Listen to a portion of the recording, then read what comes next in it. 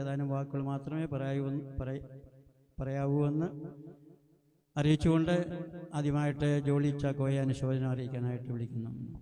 കർത്താവിനാൽ ഏറ്റവും സ്നേഹമുള്ള വന്ധ്യ വൈദികരെ, ബഹുമാനപ്പെട്ട സിസ്റ്റർ, ബഹുമാനപ്പെട്ട മാതാപിതാക്കൾ, കുടുംബാംഗങ്ങളെ, കുഞ്ഞുങ്ങളെ, വിശുദ്ധ ബൈബിളിലെ 91-ാം സങ്കീർത്തനം 16-ാം വാക്യം ഇപ്രകാരം പറയുന്നു: ഞാൻ ദീർഘായുസ് കൊണ്ട് നിന്നെ സംതൃപ്തനാക്കും, എൻ്റെ രക്ഷ ഞാൻ അവനെ കാണിക്കുകയും ചെയ്യുമെന്ന്. അങ്ങനെ സങ്കീർത്തനത്തിലെ ആ ഒരു വാക്യം അന്വർത്ഥമാക്കി ജീവിച്ച ഒരു മകൾ വ്യക്തിയായിരുന്നു ബേബിയപ്പച്ചൻ എന്ന് പറയുന്നതിൽ യാതൊരു അതിശോക്തിയുമില്ല. കർത്താവിൻ്റെ രക്ഷയെ കണ്ടുകൊണ്ട് ജീവിച്ച്, വചനത്തിൽ നമ്മൾ പറയാറുണ്ട് 7-10 ഏറെയായാൽ 80 അതിൻ്റെ പ്രതാപവും പ്രയാസവും. എന്നാൽ ഈ 80 കഴിഞ്ഞ് ഒരു 14 വർഷം കൂടെ അപ്പച്ചന് ബോണസായിട്ട് തമ്പുരാൻ നൽകി. ഈ കാലം അത്രയും ഞാൻ വരുന്ന സമയത്ത് അപ്പച്ചൻ്റെ ആ ഒരു തീഷ്ണത, ഇടവകയോടുള്ള ആ ഒരു പ്രതിബദ്ധത, എല്ലാ കാര്യങ്ങൾക്കും നമുക്ക് കാണുവാനായിട്ട് സാധിക്കുമായിരുന്നു. ഒറ്റ ഞായറാഴ്ച ദിവസം അപ്പച്ചൻ പള്ളിയിൽ വരാതിരിക്കുകയില്ല, ഒരു കുർബാന കൊള്ളാതിരിക്കുകയില്ല. ഏറ്റവും മുന്നേ വന്ന് അപ്പച്ചൻ ആ കുർബാന കൊള്ളും. നമ്മൾ അപ്പച്ചനെ തേടി എന്തെങ്കിലും ആവശ്യങ്ങൾക്ക് വേണ്ടിയിട്ട് ഭവനത്തിൽ ചെല്ലുകയാണെങ്കിൽ പോലും അപ്പച്ചൻ സന്തോഷത്തോടുകൂടി അത് സ്വീകരിക്കുകയും നല്ല ഒരു ഭാഗം നമ്മൾക്ക് തരികയും ചെയ്യും. എന്നിട്ട് പറയും, മക്കൾ വല്ലതും തരുവാണെങ്കിൽ നിങ്ങൾ വാങ്ങിക്കൊള്ളണം കേട്ടോ, ഞാൻ തന്നത് കൂട്ടാക്കണ്ടാണ്.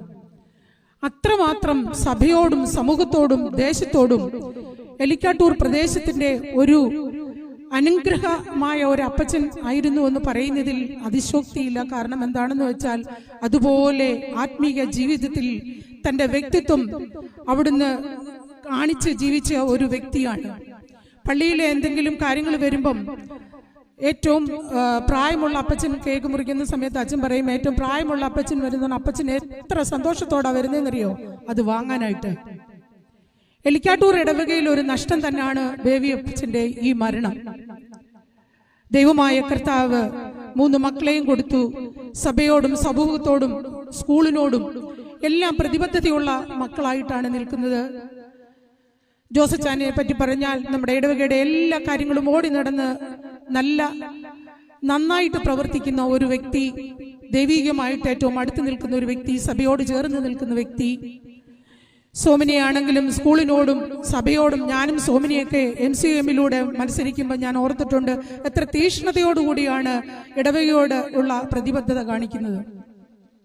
ജെയിംസ് ആണെങ്കിൽ എല്ലാവരും അതുപോലെ തന്നെ. ഈ ഇരിക്കുന്ന കൊച്ചുമക്കൾ ഈ അപ്പച്ചന്റെ ഒരു ഭാഗ്യമാണ്. ഈ കൊച്ചുമക്കളാണ് ഞാൻ പലപ്പോഴും കണ്ടിട്ടുണ്ട്. ഈ പിള്ളേര് അപ്പച്ചനോട് ചെന്ന് തമാശ പറയുമ്പോൾ ഈ അപ്പച്ചൻ ഈ പിള്ളേരോടൊപ്പം നിന്നുകൊണ്ട് കളിക്കുകയും ചിരിക്കുകയും പറയുന്നത്. അപ്പച്ചൻ ആദ്യം ഒന്ന് വരട്ടി പറയുമെങ്കിലും പിന്നെ കാര്യമായിട്ട് സംസാരിക്കും.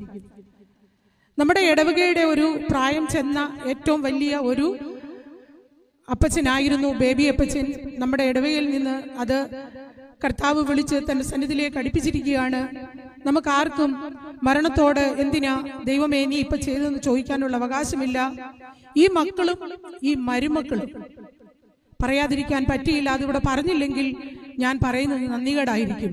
കാരണം എന്താണെന്ന് വെച്ചാൽ വളരെ ഭംഗിയായിട്ട് എല്ലാ ശുശ്രൂഷകളും കിട്ടി, എല്ലാം അനുഭവിച്ച്. എല്ലാവരും പറയും പെട്ടെന്ന് കടന്നു പോകുമ്പം അത് നല്ല മരണമാണ്. ഒരിക്കലുമല്ല.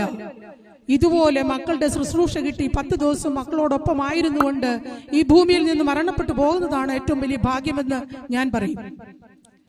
അത് അങ്ങനെ തന്നെ നിവർത്തിച്ച് എല്ലാ സന്തോഷങ്ങളും മക്കളും മരുമക്കളും കൊച്ചുമക്കളും ഒരുപോലെ ചേർന്ന് നിന്നുകൊണ്ട് കഴിഞ്ഞ ആഴ്ച ഞാൻ മോൻ പോകുന്നതിന് മുമ്പോട്ട് ആ വീട്ടിൽ ചെന്നപ്പം ഞാൻ ചോദിച്ചു, അപ്പച്ച എന്നെ അറിയാവോ ആരാന്ന് ചോദിച്ചപ്പോൾ വളരെ വ്യക്തമായിട്ട് പറഞ്ഞു, നമ്മുടെ പള്ളിയിലെ ജോളിയില്ലയോ.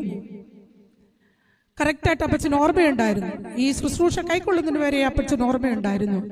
അങ്ങനെ സഭയോട് ചേർന്ന് നിന്ന ഈ ഭവനത്തിൽ നിന്ന് ഇപ്പോൾ ഈ അപ്പച്ചൻ പോകുമ്പോൾ നമുക്ക് ഇനി പ്രാർത്ഥിക്കാം. ദൈവമേ, കഴിഞ്ഞ കാല ജീവിതത്തിൽ എന്തെങ്കിലും കുറവുകൾ കടന്നു വന്നിട്ടുണ്ടെങ്കിൽ അത് ക്ഷമിക്കണമേ എന്ന് പ്രാർത്ഥിക്കാം.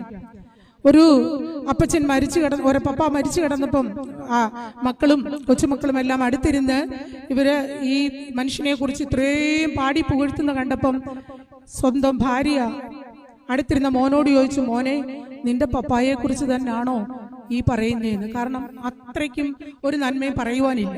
പക്ഷേ എങ്കിലും ഏറ്റവും കൂടുതൽ നന്മയിലേക്ക് പോയി നല്ലതായിട്ട് ജീവിച്ചു ഈ ഭൂമിയിൽ നിന്ന് മാറ്റപ്പെട്ടു പോകുന്ന ബേബിയപ്പച്ചനെ എല്ലാവിധമായ അനുശോചനവും ഇടവകയുടെ നാമത്തിലും നമ്മുടെ ദേശത്തിന്റെ പേരിൽ മെലിക്കാട്ടൂരിന്റെ പ്രദേശത്തിലും എല്ലാവർക്കും ഉള്ള അനുശോചനവും ഈ സമയത്ത് സമർപ്പിച്ചുകൊണ്ട് എൻ്റെ വാക്കുകളെ ചുരുക്കുന്നു. ദൈവം നമ്മളെ അനുഗ്രഹിക്കട്ടെ.